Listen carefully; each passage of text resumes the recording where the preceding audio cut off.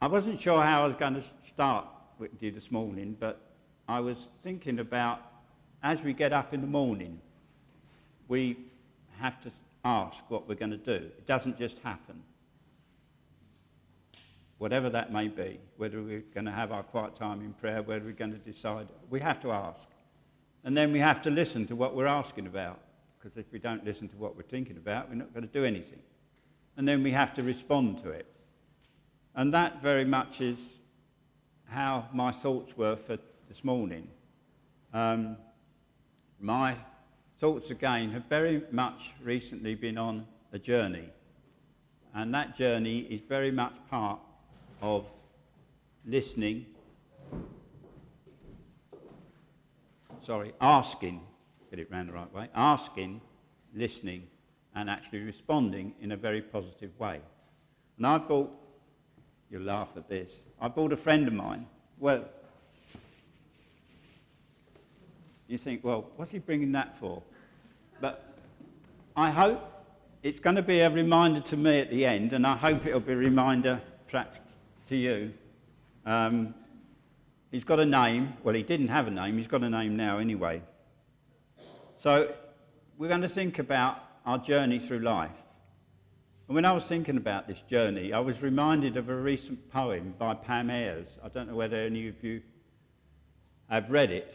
It's all about her the person's Sat Nav, or satellite navigation. And if we had time, I would have asked Rita to come up and read it, because she's a very good impersonator of Pam Ayres. But basically, it's talking about the Sat Nav as being a guide. We actually ask the satellite navigation to tell us what we want, where we want to go. And once we've asked what we want to know, it's going to tell us where we want to go. It's going to give us our direction, how long it's going to take, if there are any deviations, are there congestions, eating places, and it'll even give us a detour. So it's fine. It gives us all the information. And I was thinking about that, and it's just about our journey, isn't it? As we think of this marvellous piece of equipment, or pieces of equipment rushing around the earth, ready to give us information in a minute, so that is actually God, isn't it? Just like God. So if we can have the picture of the journey. So we're actually on a journey looking, and that is the journey we're trying to make. And when we think about that journey, we're going to ask God, because God is sitting there up in the heavens. Thank you, Sean. Next one, please. Oh, we're jumping a bit, sorry. Said I wasn't very good at this. So that's the satellite navigation giving us the information as to where we're likely to go. And like God in the heavens, he is there waiting for us to ask him. And do we ask him? Well, yes, I think we do sometimes. But he's there, principally, he will answer our every need. But we have to ask him properly. It is a one-to-one. I don't know whether any of you have asked the question of someone and said, well, I'll ask it, but whether he'll give me an answer, I don't know. That's not the way God wants us to be. He wants us to ask the question. And if we ask him the question, he wants us to listen. It's not much good asking if we don't listen. And he is there to provide us with every information that we want to know, through prayer, through the Holy Bible, through times like this when we are here together. He will answer our questions, and he will provide us with an answer. You can guarantee that. Might not be the answer you want, as I've often found out, but he will give us an answer. And like the satellite navigation system, he will guide us to where we want to be. I think we forget guidance all too often. I know, and I think I shared this once when we had Saturday prayers. When I was recently on holiday, I lost my wallet. quite a painful time it was.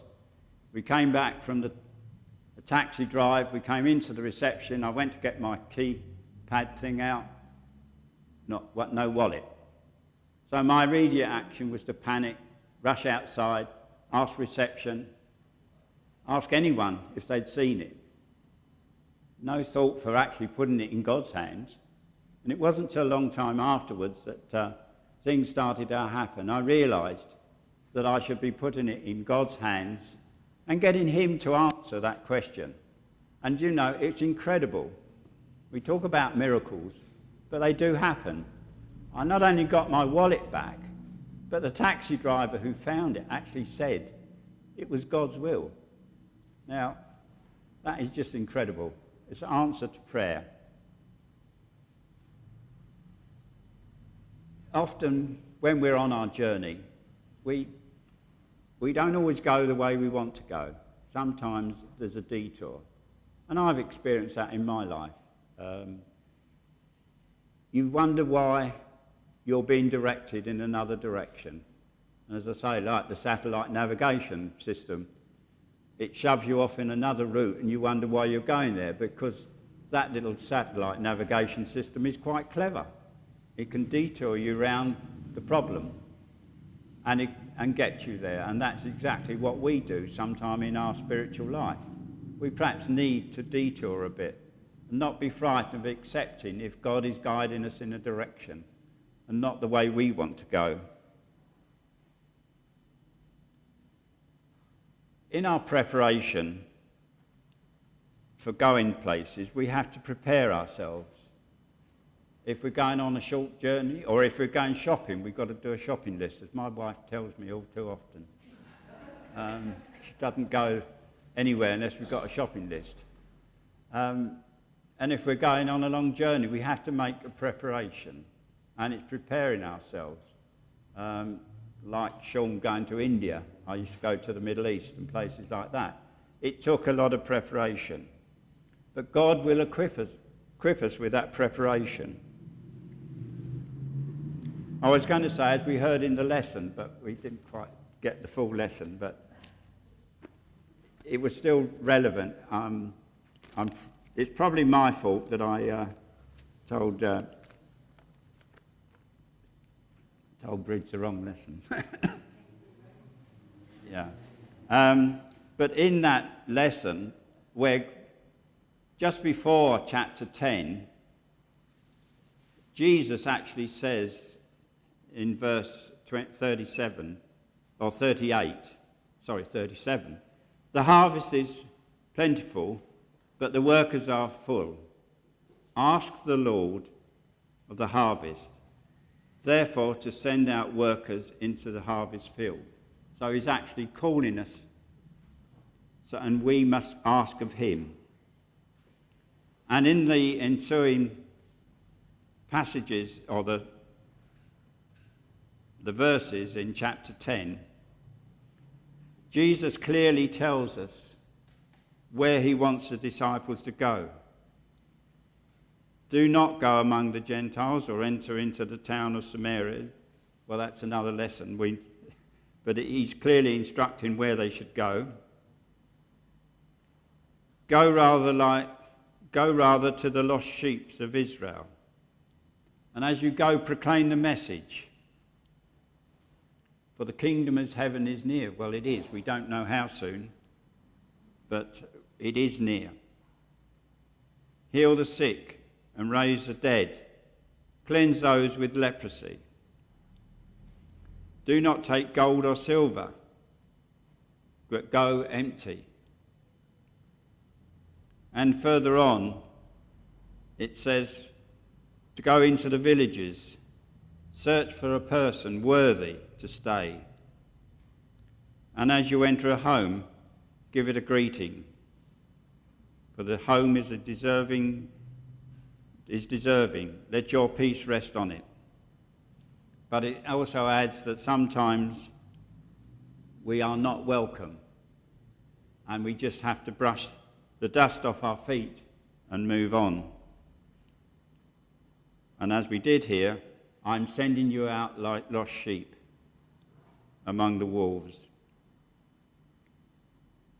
And also, one of the verses, it actually says that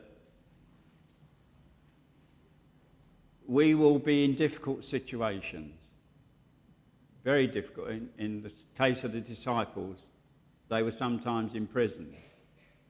But the one thing is to remember that when we are in awkward situations, God will provide the words to say, the deeds to do. I think sometimes we're very guilty of trying to solve all the problems on our own. We can't put them in God's hands.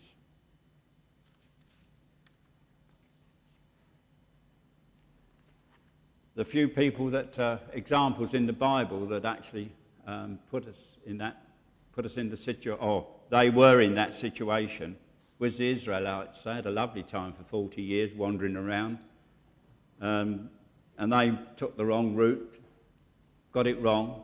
But the one thing was, God was there with them all the time.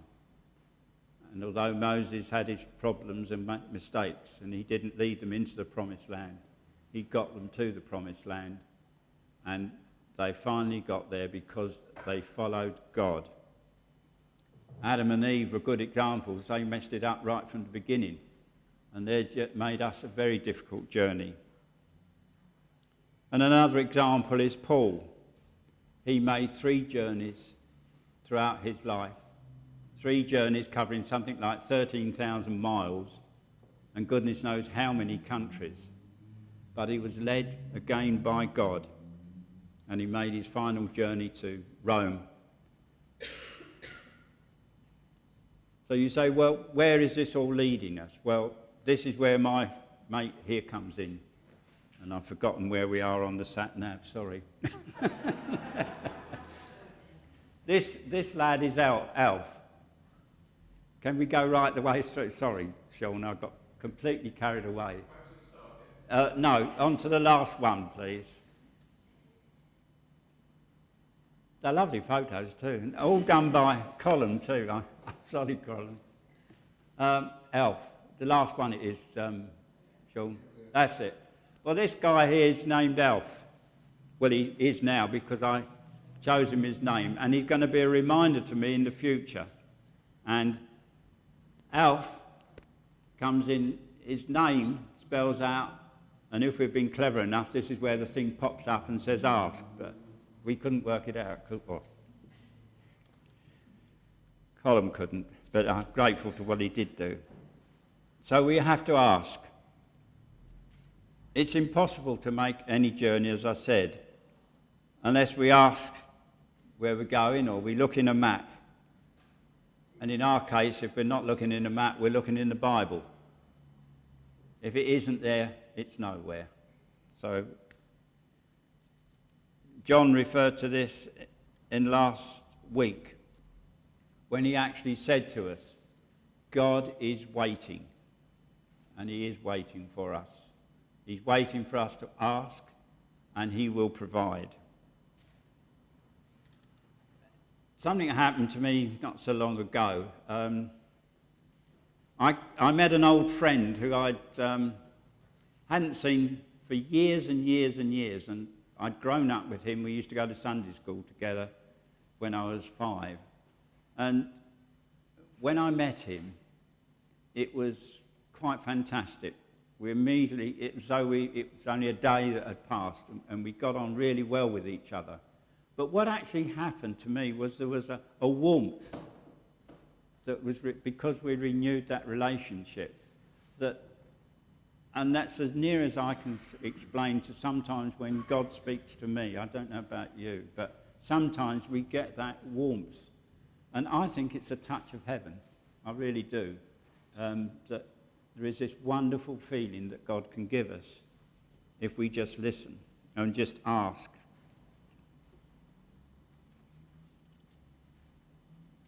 And of course, if we ask, we're asking for the journey and the final destination, which will ultimately be with our Maker in heaven.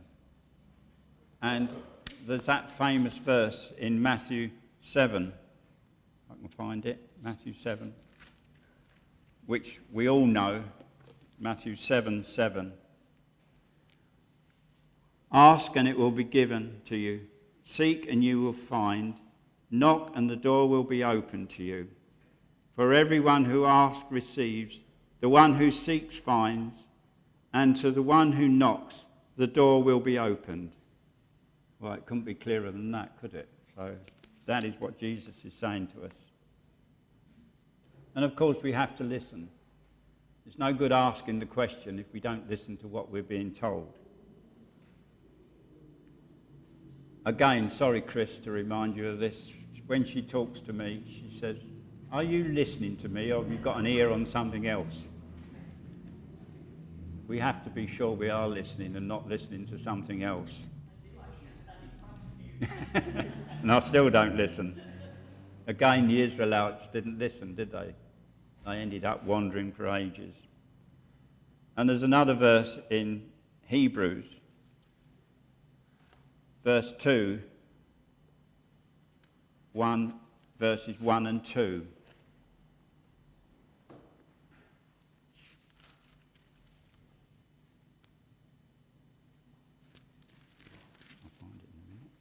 Yeah. It says there, we must pay attention to the most careful... We must pay the most careful attention, therefore, to what we have heard, so that we do not drift away. For since the message spoken through the angels was binding, and every violation and disobedience received is just punishment, how shall we escape if we ignore so great a salvation? This salvation, which was first announced by the Lord, was confirmed to us by those who heard him.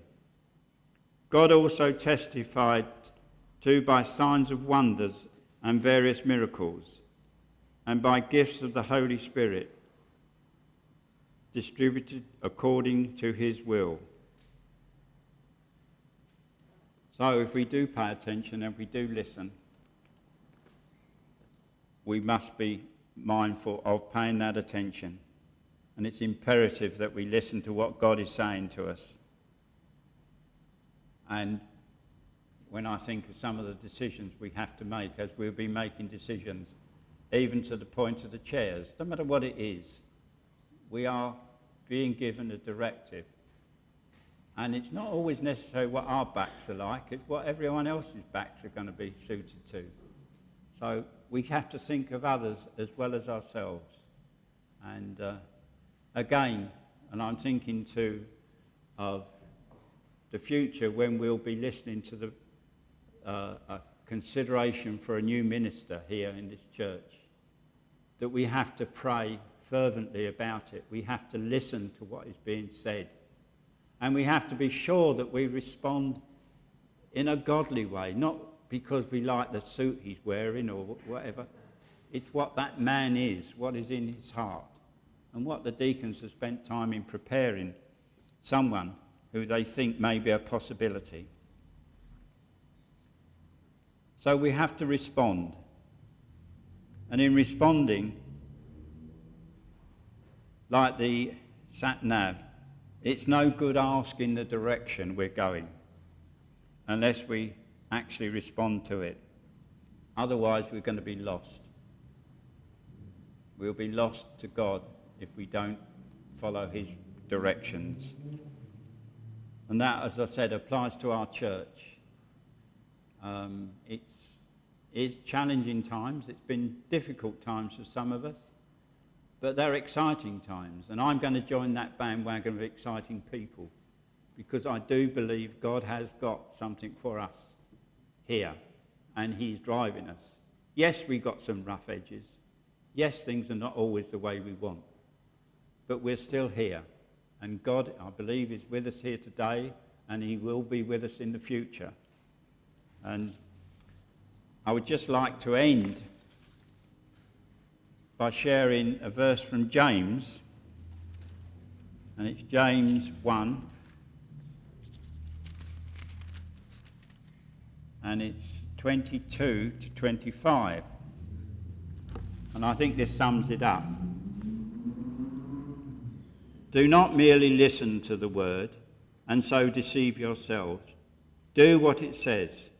Anyone who listens to the word but does not do what it says is like someone who looks at his face in the mirror, and after looking at himself goes away and immediately forgets what he looks like. But whoever looks intently into the perfect law that gives freedom and continues in it, not forgetting what they have heard, but doing it, they will be blessed in what they do. Well, I think that nicely sums up what we're thinking about. And I thank you I've enjoyed being with you this morning. No one's actually thrown anything at me. And oh look, it's done it. What a star. Hey. So that is why I've got my friend Alf, and we got the last bit right. Sorry to mess you about, Sean, but I'm going to keep him because I've got a thing about teddy bears, and that's sad really, but I do. I've got about 10 of them. But this guy Alf is going to be a special friend to me now because he's going to remind me to ask, listen, and to go forward. So that is Alf for you. Thank you. We're going now to close in what I think in some ways sums up what we've been talking about today and listening and praying, is that God is working his purpose out and the time is drawing nearer and nearer. When the time comes, the earth will be filled with the glory of God as the waters cover the sea. God bless.